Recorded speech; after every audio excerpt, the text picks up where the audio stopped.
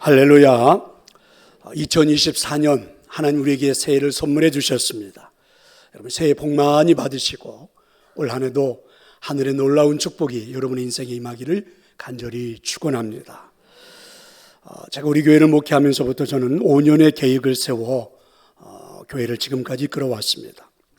특별히 동산교회 5개년 계획, 그래서 이번은 6번째 기간은 2020년부터 2024년까지였고, 그래서 그 5년의 계획 속의 표어는 교회의 행복이었습니다. 교회 행복이라는 주제는 이런 배경을 가지고 있습니다. 우리들의 일상에 행복한 삶이 펼쳐지는 상황이 얼마나 될까? 무엇을 하면 행복할까? 행복은 우연처럼 다가오는 것일까? 아니면 우리가 찾아야 하는 것일까? 등등 많은 질문들을 한번 던져보고, 그리고 그 질문들의 답을 찾았지만 완전하게 찾을 수는 없었습니다. 하지만 적어도 교회 생활이 행복했으면 좋겠다라는 하나님의 음성을 들려주셔서 5년의 계획을 세우고 2024년부터 오늘 2020년부터 2024년까지 오늘 여기까지 올 수 있었습니다. 교회 행복이라는 주제로 매년 표어는 2020년 영생을 체험하는 교회, 2021년 성령 충만을 사모하는 교회, 2022년 기쁨과 순전한 마음으로 나눔이 나타나는 교회, 2023년 작년이었죠. 말씀으로 돌아가는 교회이었고 2024년은 흩어져 복음을 전하는 교회로 출발을 합니다. 정말 행복이 나타나는 교회가 얼마나 될까? 만약에 그런 교회를 찾아본다 할 때 어떤 교회가 있을까? 했을 때 제가 찾았던 교회는 성경에서 예루살렘 교회였습니다. 그래서 5개년 계획 6번째 기간의 모델 교회는 예루살렘 교회였습니다. 주로 사도행전 1장에서부터 8장까지 나오는 예루살렘 교회의 모습입니다. 예루살렘 교회는 예수님 십자가의 죽음을 직접 체험했고 목격했고, 그리고 부활을 직접 목격하고 체험했던 제자들, 그리고 120명의 성도들로 시작이 되었습니다. 그리고 이렇게 영생을 체험한 예루살렘 교회 성도들은 뜻밖의 성령의 충만한 역사들을 체험하면서 인생의 가장 행복한 순간을 맞기도 했습니다. 갈릴리 바다에서 고기 잡는 어부들이 줄을 이루었던 제자들, 그리고 성도들, 또 거기에 물론 세리들도 있었고 변변한 사람 하나 없었지만 이들은 세상에 놀라운 기적을 보여주는 그런 공동체가 되었습니다. 그것뿐만이 아닙니다. 이들은 기쁨과 순전한 마음으로 교회 안에서 나눔이 이루어지면서 누구도 무시 못하는 그런 사람들이 되어가고 있었죠. 그들은 신앙생활을 하면서 함께 예루살렘 공동체를 만들어 섬기면서 우리들의 삶이 이렇게 행복해도 될까? 우리 인생에 이런 행복도 있었던 것일까? 이렇게 체험했던 그 예루살렘 교회 성도들이 그 기쁨을 사람들에게 말하기 시작했는데 그게 바로 복음이었습니다. 핍박도 심했던 시절이 있었죠. 그런데 오히려 예루살렘 교회는 그 핍박이 심하던 시절에 더 큰 부흥을 이루기도 했습니다. 유대 공동체로부터 쫓겨나서 앞으로 살아갈 일들이 참 막막했을 텐데 오히려 예루살렘 교회 공동체를 이번에 만들어서 더 놀라운 유대 공동체를 뛰어넘는 행복을 체험하기도 했습니다. 물론 예루살렘 공동체를 운영하면서 시험에 들기도 했지요. 그래서 이내 이들은 본질로 돌아가자, 작년 한 해 우리가 말씀으로 돌아가자라는 그러한 주제 아래 했던 것처럼 이들은 오히려 교회의 본질로 돌아가자라는 결단을 통해서 더 놀라운 부흥을 이루기 시작했습니다. 이렇게 예루살렘 교회 성도들은 교회 행복이 일상의 행복으로 나타나기 시작한 것입니다. 그런데 2024년 우리 주제가 되는 사도행전 8장의 말씀은 이렇게 행복을 이루어 만들어 놓았던 예루살렘 교회 공동체가 흩어지는 사건이 일어나고 말았습니다. 행복한 신앙생활하던 성도들, 유대 공동체를 전혀 무서워하지 않고 더 멋진 공동체를 만들었던 예루살렘 교회 공동체가 흩어지기 시작한 거죠. 무너지기 시작한 겁니다. 이유가 무엇입니까? 성경은요, 선교를 위해서라고 말씀합니다. 더 많은 사람들의 행복을 위해서입니다. 복음을 더 많은 사람들이 듣도록 하기 위해서입니다. 그래서 올해 우리 동산교회는 6번째 5개년 계획 마무리는 바로 선교입니다. 물론 선교에 대한 우리는 선입견이 있죠. 오랜 동안 신앙생활을 하면서 선교가 무엇인지, 그리고 모든 교회들이 선교를 이루기 때문에 대충은 알고 있습니다. 그런데 올 한 해 우리가 펼치고자 하는 꼭 그런 의미만은 아닙니다. 오늘 말씀을 들으면서 함께 체험해 보았으면 좋겠는데요. 저는 오늘 말씀을 읽으면서 놀라움을 금치 못하는 것이 있습니다. 예루살렘 교회가 흩어졌는데 하나님이 예루살렘 교회 성도들을 흩으셨다라는 거죠. 사도들, 예수님의 제자들이었던 12만 예루살렘 교회에 남고 대부분 많은 성도들이 다 뿔뿔이 흩어지고 만 것입니다. 그런데 여러분, 그 흩어짐 그 자체가 고통이었죠. 시련이고 아픔이고 그리고 상처였습니다. 핍박이었습니다. 그래서 예루살렘 교회 공동체는 다 뿔뿔이 흩어져 버린 겁니다. 만약에 여러분, 한국의 교회가 한 2년 만에 거대한 성장을 이루었다고 한번 생각을 해봅시다. 왜냐하면 예루살렘 교회가 120명으로 시작을 했지만 한 2년 만에 3만 명 가까이 모이는 어마어마한 부흥의 역사를 이루었거든요. 그런데 그 3만 명 가까이 모였던 교회 교인들이 하루아침에 예수님의 제자들 12만 남고 다 뿔뿔이 흩어지고 지방으로 쫓겨난 거거든요. 근데 한국 교회, 여러분, 한 2년 만에 교회가 한 3만 명 가까이 모이는 교회로 성장을 이루었다고 한번 해봅시다. 그런데 하루아침에 그 교회 성도들이 다 뿔뿔이 흩어져 버리고 교역자들만 몇 명 남았다. 그랬을 때 여러분, 어떤 소리들이 들렸을까요? 아마 그 교회는 망했다, 또 그 교회는 이렇다 저렇다, 아마 전국에 사람들에게 비난의 소리가 빗발치듯 들어왔겠죠. 그리고 여러분, 그 교회를 섬겼던 성도들은 뿔뿔이 흩어지면서 크나큰 상처에, 아픔에, 시련에, 아마 고통에, 이런 일들이 참 많았겠죠. 예루살렘 교회가 지금 그런 아픔을 겪고 있는 건데 성경은 뭐라고 그래요? 하나님이 그렇게 하셨다는 겁니다. 하나님이 그렇게 하셨다. 그러면 여러분, 이런 상황이라면 대부분 시험에 들만도 하지 않을까요? 예루살렘 교회 성도들의 입장에서 본다면 우리가 어떻게 그동안 유대 공동체의 핍박을 감당하면서 이런 멋진 공동체를 세웠고 잘 이끌어왔는데 이 공동체를 흩어버리신단 말인가? 그것도 하나님이. 여러분, 그렇지 않았을까요? 그런데 여러분, 오늘 우리가 성경을 읽으면서 더 놀랄 수밖에 없는 일들은 이 하나님이 흩으시는, 그래서 교회가 흔히 우리끼리 말하는 깨어져 버리는 이 상황을 놓고 예루살렘 교회 성도들은요, 이것을 하나님의 섭리로 받아들이기 시작한 겁니다. 오히려 가장 고통스럽고 상처가 많고 아픔이 많은 그 순간을 신앙의 성숙함으로 승화시키기 시작한 것입니다. 이렇게 말해도 괜찮을 것 같아요. 가장 힘든 순간을 예루살렘 교회 성도들은 인생의 축복의 순간으로 만들기 시작한 거죠. 가장 상처가 많이 되는 그 순간에 자신들을 가장 멋진 존재로 승화시키는 것입니다. 그 증거가 무엇입니까? 이렇게 흩어진 사람들은 사마리아 땅으로 들어갔습니다. 유대인들에게 있어서 사마리아 땅은 배제된 땅, 그리고 버림받은 땅, 상종 못할 사람들, 어느 누구도 그 땅에는 들어가려 하지 않죠. 그런데 오히려 흩어진 그 사람들, 그들도 똑같았던 그런 교인들인데 이들이 흩어지면서 사마리아 땅으로 갔지요. 그리고 이들은 흩어지면서 유대 땅 전국 방방곡곡으로 흘러들어가기 시작했습니다. 심지어는 이방 땅 안디옥으로까지입니다. 이렇게 흩어진 성도들에 의해서 여러분, 사마리아 땅에 성령의 충만한 역사가 일어났지요.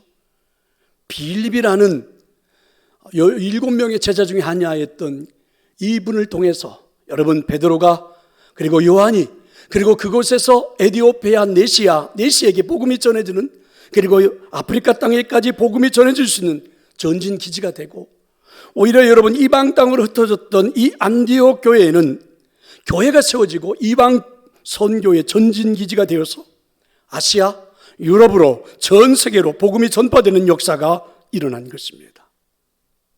놀라운 일이죠. 기적입니다. 아무리 생각해도 어떻게 설명이 불가능해요. 어떻게 이런 일들이 일어날 수 있을까? 그래서 그 흩어짐을 하나님이 하셨다라고 성경은 우리에게 말씀해 주시는 겁니다. 성도 여러분, 2024년을 우리가 하나님 앞에 세월을 선물로 받고 출발했지만 올해는 도대체 우리 삶에 어떤 일이 일어날까요? 아마 전혀 예측할 수도 없는 일들이 일어날 수도 있지 않을까요? 물론 저는 여러분이 올 한 해 좋은 일들만 많았으면 좋겠습니다. 행복한 일들만 많았으면 좋겠습니다. 슬픔이 없고 울음이 없고 고통이 없는 날들이 참 많았으면 좋겠습니다. 그런데 여러분, 도대체 어떤 일들이 우리 인생에 찾아올지 우리는 잘 모릅니다. 시련이 올 수도 있겠지요. 여러분, 상처를 받을 수도 있을 겁니다. 어떤 분은 건강 앞에 쓰러지는 듯한 아픔을 겪을지도 모르겠지요. 2024년 우리 인생에 찾아오는 오늘 성경에서 말하는 것 같은 흩어짐, 고통, 고난, 핍박, 상처, 이 모든 일들이 저는 바라기는 하나님의 섭리 가운데 있음을 한번 체험해 볼 수 있기를 축원합니다. 오히려 예루살렘 교회 성도들처럼 그 흩어짐이, 그 고난이, 그 아픔이 신앙의 성숙함을 이루고, 오히려 예루살렘 교회 성도들이 그 흩어짐을 삶의 축복으로 만든 것처럼 저와 여러분 올 한 해 그렇게 한번 만들어 볼 수 있기를 축원합니다. 어떻게 말입니까? 예루살렘 교회 성도들은요, 그 흩어짐을 오히려 선교로 승화를 시켰지요. 여러분, 올 한 해 우리도 그렇게 한번 만들어 볼 수 있기를 축원합니다. 이런 말이 있습니다. 토저라는 사람이 한 말인데요, 십자가에 물감을 칠해서는 안 되고 꽃 장식을 해서도 안 된다. 십자가는 십자가일 뿐이다. 주님께서도 아무든지 나를 따르려거든 자기 십자가를 지고 나를 따르라고 하셨다. 부활의 승리는 십자가에 의해서 확실히 죽는 자만이 가질 수 있다. 맞는 말씀 아닙니까? 부활의 역사는 어디에서? 십자가 위에서만이 가능합니다. 십자가에다가 꽃을 장식할 필요도 없지요. 여러분, 십자가에다가 물을 드릴 이유도 없습니다. 십자가는 그저 십자가입니다. 부활의 역사는, 영생의 역사는 여러분 이 십자가 위에서만 가능합니다. 우리네 인생도 흩어짐이 나타나지 않고서는 영생의 체험은 불가능하지요. 우리네 인생도 흩어짐 속에서 하나님을 체험할 수 있습니다. 흩어짐 속에서 성숙함도 이루어집니다. 바로 십자가 위에서 올 한 해 우리 인생의 삶도 복된 인생이 될 줄로 저는 믿습니다. 여러분, 오늘 본문이 매우 재미있지 않아요? 오늘 본문에서 가장 중요한 단어를 찾으라 하면 그 단어는 흩어지니라, 흩어짐이라는 단어일 겁니다. 1절에 보면 그날에 예루살렘에 있는 교회에 큰 박해가 있어서 사도 외에는 다 유대와 사마리아와 모든 땅으로 흩어졌다. 4절은요, 그 흩어진 사람들이 두루 다니며 복음의 말씀을 전했다, 이럽니다. 여기서 흩어진다라는 말씀, 이 흩어진다라는 말씀, 흩어짐이라는 말씀은 헬라어의 동사인데 디아스페이로라는 단어입니다. 이 단어의 의미는 이런 겁니다. 농부가 이제 농장에 가서 씨앗을 뿌리는 겁니다. 그러면 그 씨앗이 담겨있는 바구니든 어디든 거기에 손을 집어넣어서 한 줌의 씨앗을 이렇게 손으로 움켜쥔 다음에 그 밭에다가 골고루 이렇게 저렇게 뿌리는 그 행위 자체를 이 흩어짐이라는 단어로 표현한 겁니다. 무슨 말씀이실까요? 하나님께서는, 농부 되신 하나님께서는 친히 2024년 한 해도 하나님의 한 움큼 씨앗을 손에 움켜쥐고 여기저기다가 흩으시겠지요. 흩어서 뿌리시겠지요. 물론 그게 여러분 우리에게는 그 낯선 곳에 떨어지면 때로는 여러분 고통이고 아픔이고 시련이 될 수도 있겠지만 하나님이 그렇게 하실 겁니다.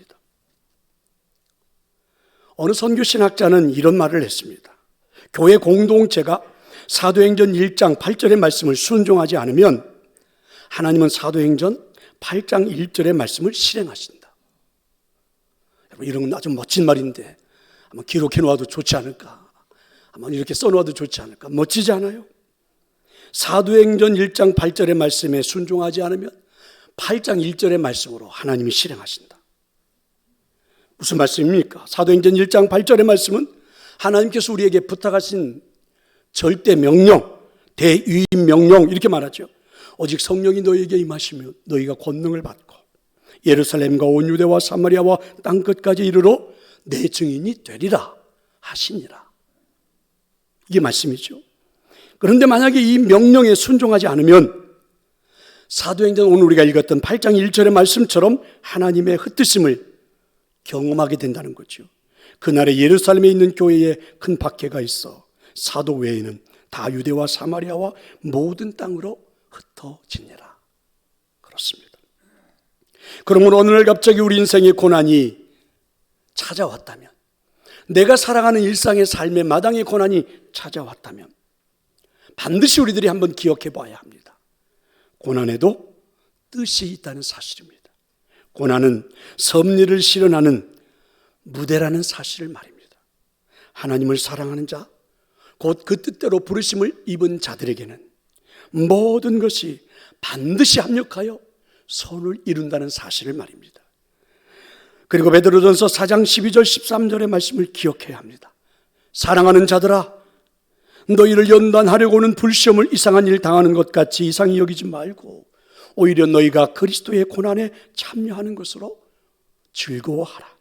그리스도의 영광을 나타내실 때에 너희로 즐거워하고 기뻐하게 하려 함이라. 그렇습니다. 하나님 우리한테 오히려 고난을 기뻐하라고 말씀하십니다. 하지만 사실은 이 고난 속에서 우리 감정이 기쁨으로 받아들이기엔 그리 쉽지는 않습니다.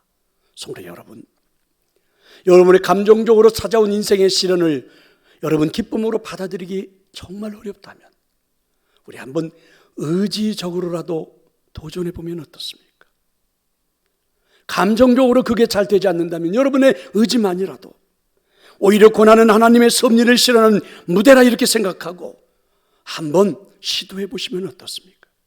하나님이 흩으신 예루살렘 교회 성도들은요, 그 고난 속에서 그 고난을 하나님의 섭리로 승화시켰습니다. 어떻게 말입니까? 비록 박해를 피하여 흩어지긴 했지만, 그죠? 박해를 피하여 흩어지긴 했지만 대부분 갈릴리 촌놈들, 저 농촌에서 살고 있는 촌사람들, 벼잘것없는 사람들, 이들이 예루살렘으로 돌아왔고 지금 서울과 같은 이 수도 예루살렘에서 그들의 인생이 다시 꽃이 피나 했고 인생이 새롭게 시작되나 했고, 그래서 뭔가 기대가 잔뜩 했던 그들이 갑자기 대대적인 핍박에 의해서 도저히 살 수 없는 삶의 근거로 삼고 싶었던 서울의 땅을, 예루살렘의 땅을 다 버린 채 전국으로 뿔뿔이 옛날처럼 다시 돌아가는 그 기막힌 사연 앞에서 오히려 이들은 이 고난을 하나님의 섭리로 승화시켰습니다. 흩어지기는 했지만 자신들을 하나님이 이 땅에 보내는 사명자라고 승화시켰습니다. 하나님이 우리를 이 땅에 보내는 선교사라고 승화시킨 것입니다. 4절이 그렇게 말하잖아요. 그 흩어진 사람들이 두루 다니면서 복음의 말씀을 전했다. 5절입니다. 빌립이 사마리아 성에 내려가서 백성들에게 전파했다. 생각해 보세요. 어떻게 도망 다니는 사람들이 가만히 숨을 죽이고 숨어 있어야지 두루 다닐 수가 있겠습니까? 1절의 말씀을 보지만 사울과 그의 일행들은 여전히 예수님을 믿는 사람들을 죽이겠다고 혈안이 되어 전국 방방곡곡을 샅샅이 뒤지고 있는데, 그럼 여러분 이들이 숨을 죽이고 숨어 있어야지 어떻게 도망자가 되어버린 그들이 두루 다닐 수가 있단 말입니까? 여기저기 마치 여러분 도망자가 아닌 뭔가를 증거하기에 다니는 사람처럼 그렇게 다닐 수가 있단 말입니까? 그들은 그 흩어짐을 하나님의 섭리 가운데 있음으로 알고 받아들였고 믿음으로 가슴에 담고 오히려 선교로 승화시키기 시작한 것입니다. 저는 오늘 이 본문을 묵상하면서 제게 큰 감동으로 다가오는 내용이 하나 있습니다. 그것은 사명자는 누구의 명령을 받느냐에 따라서 그 신분이 달라진다 라는 감동입니다. 예를 들어보면 이런 거지요. 여러분이 지금 다니고 있는 그 직장에서 외국 주재원으로 파견을 받았다고 해봅시다. 일본이든 중국이든 미국이든 아니면 프랑스이든 영국이든 이런 나라로 여러분들이 파견을 받아서 나가게 되었다라고 한번 생각을 해봅시다. 주재원으로 여러분 외국에 파견을 받아 나갈 때 여러분의 마음가짐에 따라서 그죠? 얼마든지 달라질 수가 있습니다. 나는 내 가족을 먹여 살리기 위해서 외국에 간다 이렇게 생각하고 주재원으로 나가면 그 사람의 신분은, 그리고 그 사람의 자긍심은 그냥 평범하겠죠. 그저 그냥 평범한 사람으로 주재원으로 일하다 올 수 있겠지요. 그런데 만약에 나는 국가의 부를, 국가의 경제를 축적하기 위하여 외국에 간다, 만약 이렇게 생각하면 그 사람의 신분, 그 사람의 자긍심은요, 국가나 민족을 생각하는 애국자가 되는 거겠죠. 만약에 또 하나, 나는 하나님의 명령을 받들어 그 땅에 복음을 전파하기 위하여 외국에 간다고 믿고 그곳에 기꺼이 여러분이 설 수 있다면 그 사람의 신분은, 그 사람의 자긍심은 하나님의 사자가 되는 것이 아닙니까? 하나님의 대사가 되는 것이 아닙니까? 성도 여러분, 여러분 이 땅에서 지금 누구의 명을 받들어 살아가고 싶습니까? 아니, 지금 내가 품고 있는 이 마음을 들여다보면 아마 알 수 있을걸요. 여러분은 하나님의 사자, 하나님의 대사입니까? 아니면 애국자입니까? 아니면 그저 그냥 평범한 사람으로 살다가 마감하는 사람들입니까? 고난은 하나님의 섭리를 실현하는 말 그대로 역설적인 무대가 될 수 있습니다. 여러분에게 올 한 해가 이 흩어짐이 여러분의 인생에 또 하나의 전환기를 맞을 수 있는 기회로 삼아볼 수 있기를 축원합니다. 또 한 가지, 우리는 고난은요 언제나 영웅을 출현시킨다는 거지요. 고난 속에서 미래의 리더가 준비되고 태어나는 거지요. 여러분, 이 시점에서 태어나는 영웅이 누구입니까? 예, 맞습니다. 사울이에요. 사울. 스데반의 순교를 마땅하다고 믿었던 사람, 그리고 믿는 사람들을 핍박하고 죽이던 사람. 3절에 그리 말하잖아요. 사울이 교회를 참멸할 새 각 집에 들어가 남녀를 끌어다가 옥에 넘겼다. 하나님은 바로 이 핍박자, 이 사울을 주목하기 시작했죠. 이 고난의 무대에는 이제는 바울이라는 한 사람을 시대의 영웅으로 하나님은 준비시킨 것입니다. 그런데 여러분, 저는 바울을 부각시키려고 하는 게 아니라 이제 여러분 초대교회 모든 성도들이 바울처럼 영웅적인 증인으로 세워졌다는 거죠. 그 흩어진 사람들이 두루 다니며 복음의 말씀을 전할세. 4절이잖아요. 박해를 피해 흩어졌던 그들이 여러분 이제는 비로소 복음의 증인으로 다시 태어난 겁니다. 인생의 성공 가드를 달릴 때는 외면했던 그들이 오히려 고난의 계절에 복음의 증인으로 다시 태어나기 시작한 거죠. 하나님은 오늘 저와 여러분을 그렇게 사용하실 줄로 믿습니다. 여러분의 역사가 일어나기를 축원합니다. 혹시 여러분 익산에 신광교회가 있는데요, 김홍국 장로님을 아십니까? 우리 국내 최대 축산업 하림이라는 회사의 회장입니다. 그리고 익산 신광교회 장로님이시기도 합니다. 이분은 미성년자인 고등학교 3학년 신분으로 사업자 등록증을 걸고 사업을 시작했다고 그러죠. 1986년 하림식품을 출발시켜서 1997년 코스닥에 등록을 할 정도로, 그리고 일일 생산 능력이 200톤 규모의 육가공 신축 공장을 건립하고 폭발적인 성장, 끊임없는 지속적인 성장을 이루었다고 그래요. 그런데 뜻밖의 그 하림 익산 공장에 대형 화재가 발생을 했습니다. 예전에 아마 여러분들 뉴스를 보셨을 겁니다. 전기 누전으로 인해서 연건평 3만 평방미터의 내부 시설, 건물 거의 9,000평 되는 그 모든 건물들이 다 불에 타버렸습니다. 그래서 손실액은 무려 1,000억이 넘어간다, 이렇게 발표가 됐습니다. 그때 이 화재가 사건을 국민일보에서 이분에게 인터뷰를 통해서 실어주게 됐는데, 그분의 고백은 이렇습니다. 내 재산이 날아간 것보다는 과거의 여러 가지 일에 대한 생각이 스치면서 눈물이 쏟아지더군요. 모든 게 하나님의 섭리와 역사라는 생각이 들었습니다. 그전에는 웬만한 일을 당해도 눈물이 없었는데 회개의 눈물이라고 할까요? 대책회의를 마치고 직원들 안 보는 데서 실컷 울었지요. 내가 모태신앙이지만 교회를 건성으로 다니던 나에게 공장 화재는 영적인 눈이 열리는 계기가 되었습니다. 이 불이 난 후 나에게는 화학적인 변화까지 생긴 겁니다. 성경을 읽다가 보면 다음 장이 궁금해질 정도로, 성경을 읽어본 적도 별로 없었는데 말입니다. 설교를 들으면 그렇게 길고 지루하게 느껴지던 내가 매주일마다 설교가 기다려졌다는 거죠. 이분은 그래서 고난이 축복의 통로였음을 깨닫게 되었다고 그러죠. 그게 진실이었음을 이렇게 말합니다. 그 공장에 화재가 난 다음 3개월 후입니다. 자신이 섬기고 있던 익산에 있는 그 신광교회 교회 건축을 시작하게 됐는데 건축위원장으로 헌신을 하게 됐다는 거죠. 여러분, 보통 사람 같으면 회사가 거의 망할 정도로 불이 나서 지금 수습을 해야 되는 그 순간에 교회의 건축위원장으로 교회 건축을 위해서 그 모든 것들을 맡기 시작했다는 겁니다. 하나님의 나라의 일에 헌신해야 하겠다는 감동을 느껴서 시작했다는 겁니다. 교회가 문화적으로 타결해야 안 믿는 사람들을 전도할 수 있다는 생각으로 땅값을 빼고 5년 동안 450억의 예산을 투입해서 아마 한국 땅에서는 가장 아름답고 효율적인 예배당 건물을 완성해서 하나님께 드렸다는 거죠. 아마 가보신 분들도 있겠죠. 저도 그곳에서 총회도에서 한번 가보았는데 무려 5년 동안.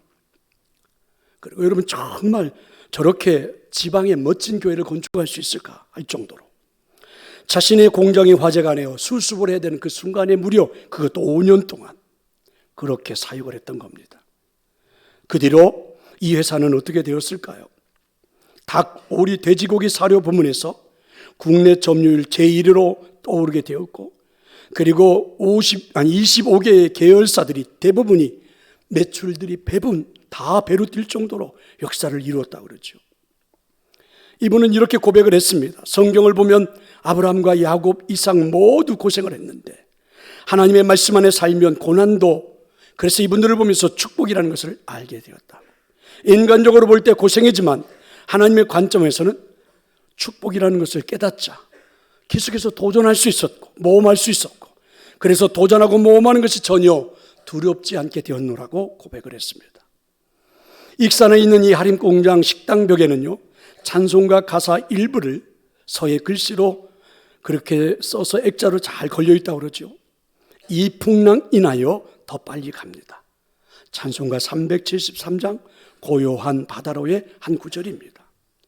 고난이 내 인생의 새 시대를 열었고 오히려 그 고난이 내 인생에 더 큰 부흥을 체험하게 되었노라고 고백하고 있습니다. 성도 여러분, 이분이나 아니면 예루살렘 교회 성도들이 만들었던 그 역사, 그래서 2024년 우리에게도 이런 역사가 이루어지기를 저는 축원합니다. 2024년 교회 행복이라는 주제의 마지막 주제는 그래서 흩어져 복음을 전하는 교회입니다. 물론 흩어짐이 나타나지 않기를 원하는 분도 있겠지만 그건 잘 모릅니다. 올 한 해 우리들의 인생에 흩어짐이라는 고난의 아픔이, 인생의 상처 아픔이 나타날 때 어떻게 우리는 이것을 하나님의 섭리 가운데 있음으로 보고 내 삶의 성숙함으로 승화시킬 수 있을까?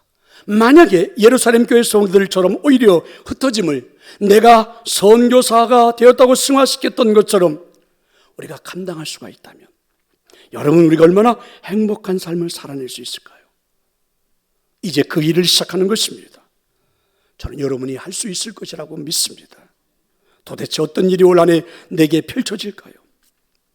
근데 그 일은 그렇게 중요하지 않습니다.